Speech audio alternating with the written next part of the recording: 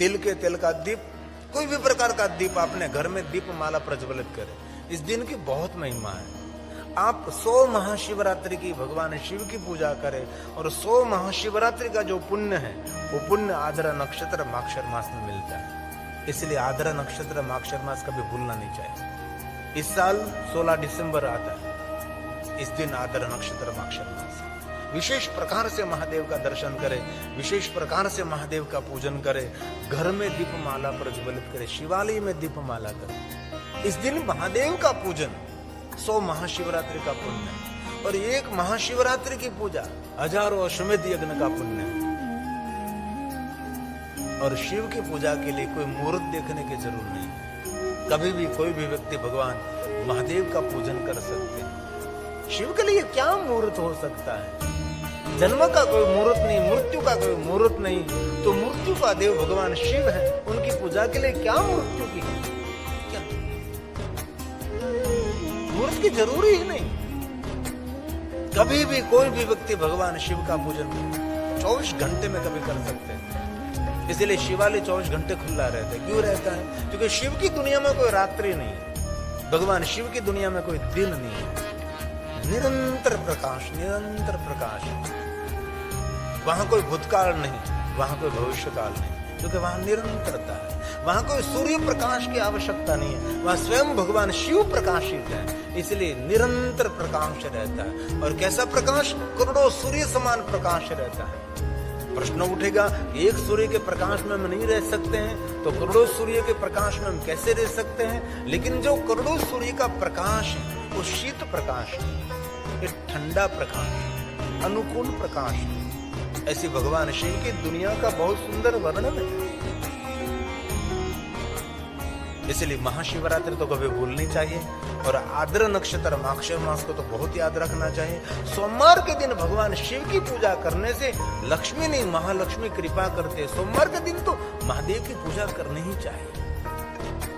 और सोमवार न हो सके तो महीने में एक बार त्रयोदशी व्रत करे हमेशा, ताके तन नहीं रहे कलेशा, धूप दीप निवेद्य चढ़ावे, शंकर सन्मुख पाठ सुना। जन्म जन्म के पापों में से मुक्त करने वाली ये त्रयोदशी है, कृष्ण पक्ष की त्रयोदशी। इनमें प्रदोष पूजा, जीवन के सभी दोषों में से मुक्त करने वाली पूजा। कृष्ण पक्ष की त्रयोदशी के दिन सुबह में चंद्र की उपस्थिति में भगवान शिव की पूजा करो तो श्रेष्ठ, अति श्रेष्ठ है। और महाशिवरात्रि के दिन चंद्र की उपस्थिति में महादेव का दर्शन पूजन अर्चन, वो तो बहुत पुण्य देने वाला पूजन है। इसलिए कभी भी कोई भी मनुष्य भगवान महादेव की पूजा कर सकते हैं, कभी भी शिवालय जा सकते हैं। आपके गांव में शिवालय है तो शिवालय जाना चाहिए। शिवालय पहुंचने से जो पुण्य मिलता है, ऐसा पुण्य कहीं से आपको नहीं मिलेगा। कोई मनुष्य शिवालय पहुंचता है, विश्व के सभी तीर्थों की पूजा का फल मिलता है। कोई व्यक्ति शिवालय जाकर भगवान शिव का दर्शन करते, उनको विश्व के सभी देवी देवताओं की पूजा का फल मिलता है। शिव महापड़ ग्रंथ में तो कहा, शिवालय जाकर भगवान महादेव का दर्शन पूजन अर्चन करते, उनके पुण्य की महिमा देवता भी नहीं गा सकते। अरे स्वयं महादेव ने कहा कि मैं भी नहीं गा सकता। इसलिए जीवन के व्यस्त, अपने जीवन के अस्त व्यस्त समय में से थोड़ा समय निकालकर विशेष प्रकार से शिवालय जाकर भगवान शिव का दर्शन भी करना चाहिए। अरे घर में भी शिव पूजा कर सकते हैं आप। घर में जो शिवलिंग रखते हैं उसको चलित शिवलिंग कहा जाता है। और कभी अवसर मिले तो मिट्टी में से शिवलिंग निर्माण करके पार्थेश्वर महादेव का भी पूजन करें। मिट्टी में से शिवलिंग निर्माण करते उसको पार्थेश्वर महादेव कहा जाता है। एक शिवलिंग से लेकर करोड़ों करोड़ों शिवलिंग की पूजा की भी महिमा है। मिट्टी में से शिवलिंग निर्माण करें। आप आपका मंगल और कल्याण करना चाहते हैं तो महादेव को कभी भूलना नहीं चाहिए। हर पल शिव को याद करें, हर पल महादेव को याद करें, हर पल शिव का स्मरण करें। हलता चलता कास्त खाता उठता, घर में वन में शमशान में कहीं भी निरंतर महादेव को याद करें। शिवलिंग समग्र ब्रह्मांड का प्रतीक है।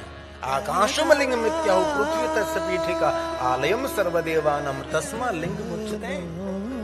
एक शिवलिंग की पूजा करने से ब्रह्मांड में जितने जितने देवता है, सभी देवताओं की पूजा का फल एक शिवलिंग की पूजा से मिलता है, एक शिवलिंग के दर्शन से मिलता है। आलयम सर्वदेवानम, शिवलिंग क्या है? आकाश का प्रतीक है। आप किसी को भी पूछो आपको आकाश कैसा दिखाई देता है, आकाश शिवलिंग का आकार है और पूरा विश्व ये आकाश के अंदर है। तो आकाश के प्रतीक स्वरूप हम सभी ने भगवान महादेव के शिवलिंग की पूजा का प्रारंभ किया है।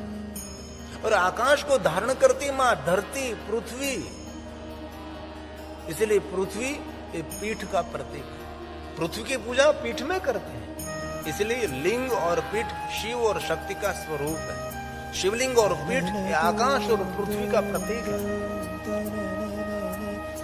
विश्व के कोई भी देवी देवताओं की कथा आप सुनो, सब भगवान महादेव की उपासना करते हैं।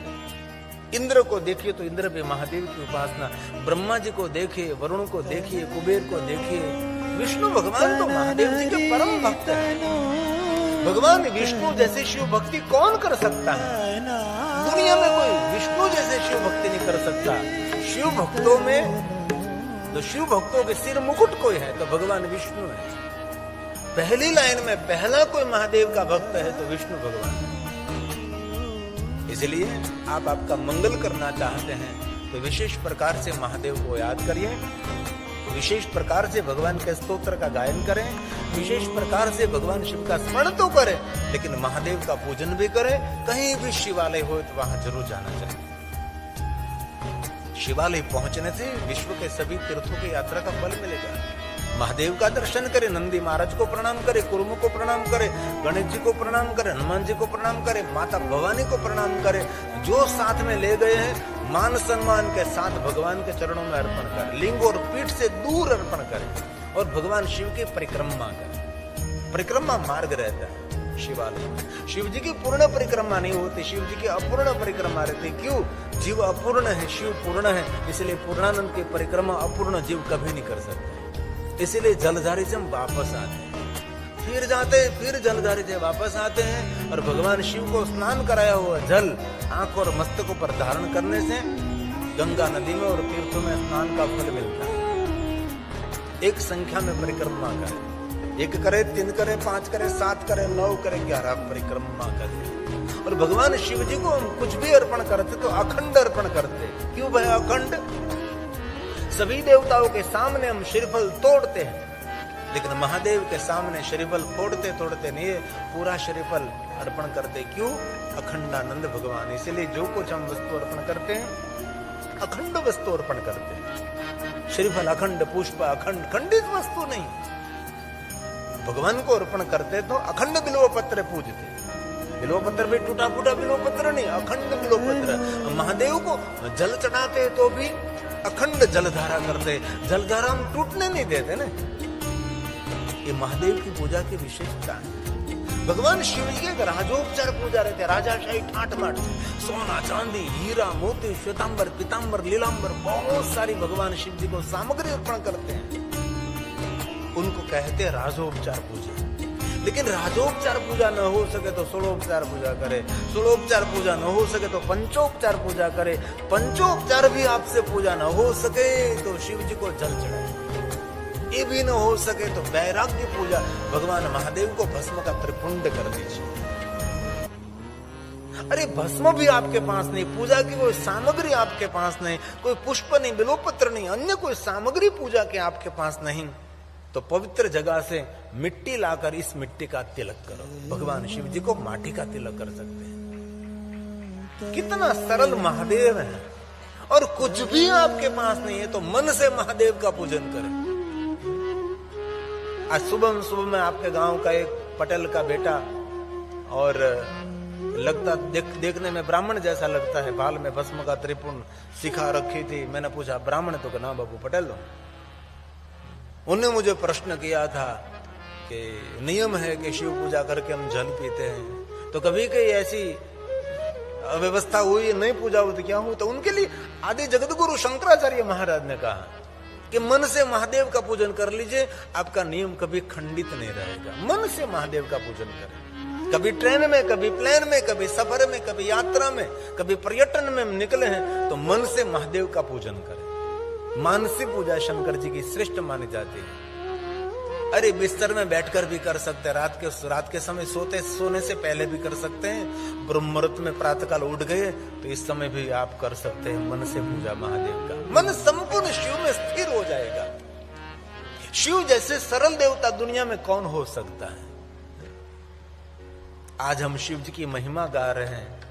ये पुरुषार्थ, ये परिश्रम, ये समर्पण आदि जगत गुरु शंकराचार्य महाराज का है।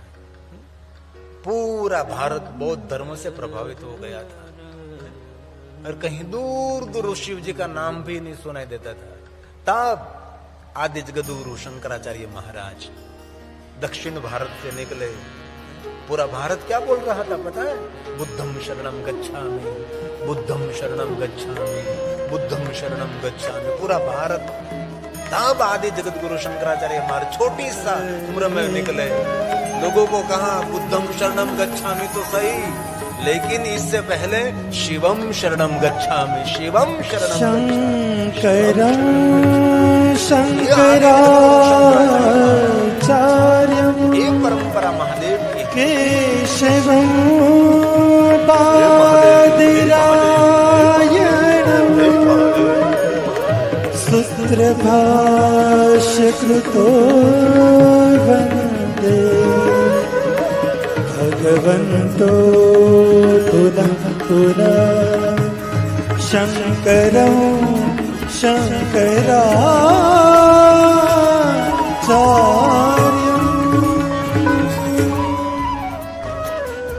आदि जगत गुरु शंकराचार्य महाराज ने हम सभी को आदेश दिया है कि मन से महादेव का पूजन करें। मन कहीं भटकेगा नहीं, मन कहीं नहीं विचलित होगा। इनमें बहुत सारे शिव भक्तों को मानस पूजा कंठस्थ रहती है। हम लोगों को कुछ कंठस्थ नहीं चला, ऐसा नहीं मानना तो दूसरों को भी कंठस्थ नहीं। बहुत पहुंचे हुए शिव भक्त होते हैं, सभी स्तोत्र उनको कंठस्थ रहता है। ये आदि जगत गुरु शंकराचार्य महाराज की परंपरा मानस पूजा। ये 2-3 पंक्ति बोलेंगे हम।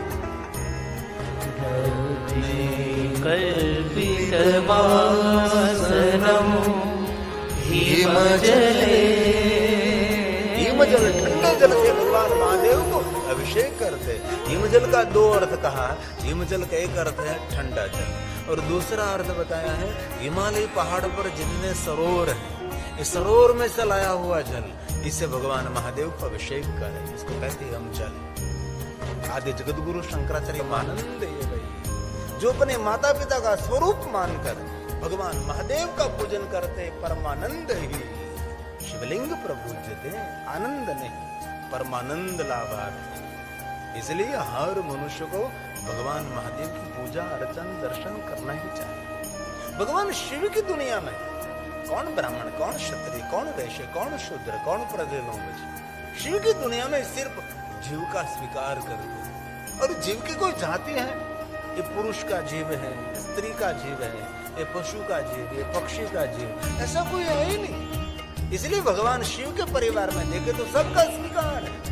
वह सर्प भी है, वह मूषक भी है, और मयूर भी है, सिंह भी है, और नंदी भी और कूर्म भी है। क्यों है? इसलिए कि मैं जीव का स्वीकार करता हूँ, शरीर का नहीं। सब कुछ भगवान शिव के दरबार में है।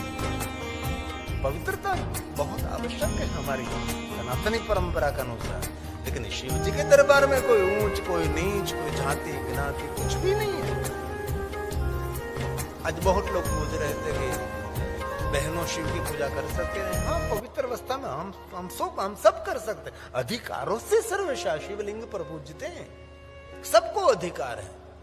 लेकिन अपवित्र अवस्था में तो कोई नहीं कर सकता। पवित्रता तो बहुत आवश्यक है।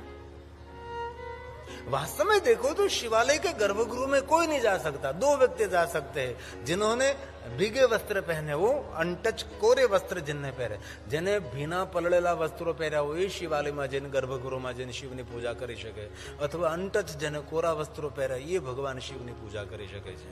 बाकी सांसारिक वस्त्रों पहरेला, ઘરની અંદર આપણે વસ્ત્રો પહેરેલા એ પહેરી શિવાલયના ગર્ભગૃહમાં ના જવાય। તેથી તમે જો તો પ્રાચીન શિવાલય નદીના કિનારે હોય, પહેલા તમે સ્નાન કરી લો અને ભીના કપડાથી શિવની પૂજા કરો, अथवा सरोवर किनारे हो अथवा સાગર કિનારે હોય, જ્યાં જલ છે, જલના તટ પર ભગવાન મહાદેવનું શિવાલય હોય છે, શિવલિંગ હોય છે. તેથી અપવિત્ર અવસ્થામાં શિવાલયના ગર્ભગૃહમાં જવું ન જોઈએ. અને બીજી એક બહુ દિલથી વાત કરું છું કે ભગવાન શિવની પૂજા કરવાથી જે ફળ મળે છે એ જ ફળ ભગવાન મહાદેવનું દર્શન કરવા માત્રથી પ્રાપ્ત થાય છે. પૂજામાં કઈ ભૂલ થઈ શકે છે, દર્શનમાં કઈ ભૂલ જ ન થઈ શકે છે. તો પૂજા કરવાનું ફળ દર્શન કરવા માત્ર જ જો પ્રાપ્ત થતું હોય તો પછી પૂજા જરૂર કરવી જોઈએ. પૂજા શિવલિંગ દર્શનનો પ્રતીક છે, શિવલિંગ બ્રહ્મબોધક છે, શિવલિંગ ધ્યાનનું પ્રતીક છે. શિવલિંગની સામે દ્રષ્ટિ રાખવાથી આપણું મન શાંત બની જાય છે, વિચારો બધા એક સ્થાન પર કેન્દ્રિત બની જાય છે. વિચારોની ઉછળકૂદ, આપણા વિચારોનો ઉપદ્રવ શાંત થઈ જાય છે. એ શિવલિંગ છે. યોગ્ય પદ્ધતિથી શિવાલય નિર્માણ કરવામાં આવે તો શિવાલયના ગર્ભગૃહની સામે ઉભા રહેવા માત્રથી માણસના વિચારો એકદમ શાંત થઈ જાય છે.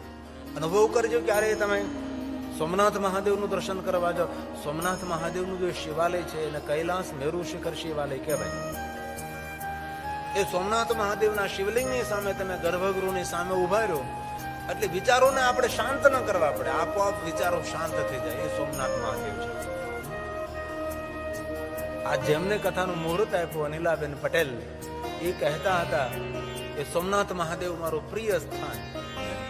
સોમનાથ મહાદેવના મેં દર્શન ન કર્યા હતા ત્યારે પણ સોમનાથ મહાદેવનું મને ઝાંખી થતી હતી. કારણ કે સોમનાથ આપણા સૌ માટે, શિવલિંગ તો છે જ, પણ આપણા સૌ માટે સોમનાથ આપણું પાવર હાઉસ છે.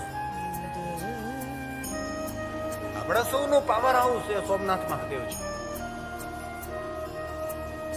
અને વિશ્વના દરેક ऋषि मुनि देवता राम कृष्ण सब सबने सोमनाथ महादेव का दर्शन किया. इसलिए शिव जी के दरबार में कोई जाति गिनाती नहीं, अधिकारों से सर्वेश. लेकिन शेष जे शिवालयના ગર્ભગૃહમાં જવાની મનાય હોય એ શિવાલયના ગર્ભગૃહમાં જવું જોઈએ. પણ જ્યાં છૂટછાટ હોય ત્યાં જરૂર ભગવાન શિવજીના ગર્ભગૃહમાં પવિત્રતાને ધ્યાનમાં રાખી અને ભગવાન મહાદેવની પૂજા અર્ચન દર્શન કરી શકાય છે. શિવજીના દરબારમાં કોઈ ભેદ નથી. પ્રાતકાલે શિવ દ્રષ્ટવા, જે કોઈ પ્રાતકાલ મહાદેવનું દર્શન કરે છે એ મનુષ્ય રાત્રિ કરેલા પાપોમાંથી મુક્ત બને છે. આ જન્મ કૃત્યાન મધ્યાહ્ન, भगवान व्यास जी ने कहा 3 समय भगवान शिव का दर्शन करना चाहिए, प्रातःकाल, मध्याह्न और संध्या. प्रातः काल शिवं दृष्ट्वा, जल्दी सुबह में उठने की आदत એ સજ્જન પુરુષો કે આદત. બ્રહ્મ મુહૂર્તમાં જાગવું જોઈએ, થોડું વહેલા ઉઠવું જોઈએ. બહુ વહેલા નહીં ઉઠો પણ 3 વાગે તો જાગી જવું જોઈએ ને. થોડુંક વધારે થઈ ગયું ના. 4 વાગે, 4:30, 5, 5:30, 6 વાગે, 7 વાગે તો ઉઠો. મારા યુવાન ભાઈઓ બહેનોને હૃદયથી મારી પ્રાર્થના છે, જે સૂર્યનારાયણ ઉગે પહેલા પોતાનો બિસ્તર છોડી દે અને સૂર્યનારાયણ ઉગતા હોય અને સૂર્યનારાયણનું જે સ્વાગત કરે છે એનું સ્વાગત સારી દુનિયા કરવા લાગે છે. એ કોઈ પણ ક્ષેત્રમાં સફળ થાય છે. મોડે સુધી સુવાથી પિત્ત અને કફના દર્દ થાય છે, તેને શરીરના સાંધાના દુખાવા થાય છે, શરીરમાં અનેક પ્રકારના રોગના ઉપદ્રવ નીકળે છે. તેથી સવારમાં વહેલા ઉઠવાના આદતથી બનો. આપણા બધા વડીલો કેટલા વહેલા ઉઠી જાય, કાંઈ કામ ન હોય તો પણ ઉઠી જાય, સુંદર મજાના સ્નાન કરી પવિત્ર બની ભગવાનનું દર્શન પૂજન કરીને બેઠા બેઠા ભગવાનનું સ્મરણ કરતા હોય છે. કેટલું સારું લાગે. તેથી પ્રાતકાલ ભગવાન મહાદેવનું દર્શન કરવું તો મનુષ્ય પોતાના પાપોમાંથી મુક્ત બને. આ ભગવાન મહર્ષિ વેદવ્યાસજીની સુંદર વચન વાક્ય છે. આ શિવ મહાપ્રદ ગ્રંથનો શ્લોક છે. प्रातः काल शिवं दृष्ट्वा निशी पाप विनश्यति आजन्म कृतं मध्याह्ने सायाह्ने शतानि च मेरु काञ्चन दतानं गवां कोटि शतानि च पञ्चकोटि तुरङ्गगणा तत्फलं शिव दर्शनम् तत्फलं शिव શિવ દર્શન इसलिए ક્યારે સમય મળે વિશેષ પ્રકારે મહાદેવની પૂજા કરો. એક શિવની પૂજા કરવાથી વિશ્વના દેવતાઓ તૃપ્ત બને છે, આપણા પિતૃઓ રાજી થાય છે, આપણા જીવનના કલેશ દૂર થાય, આપણા જીવનના કષ્ટો દૂર થાય છે. તેથી મારા યુવાન ભાઈઓ બહેનો તે મારી દિલથી પ્રાર્થના છે, હજારોની કરોડો કામ છોડી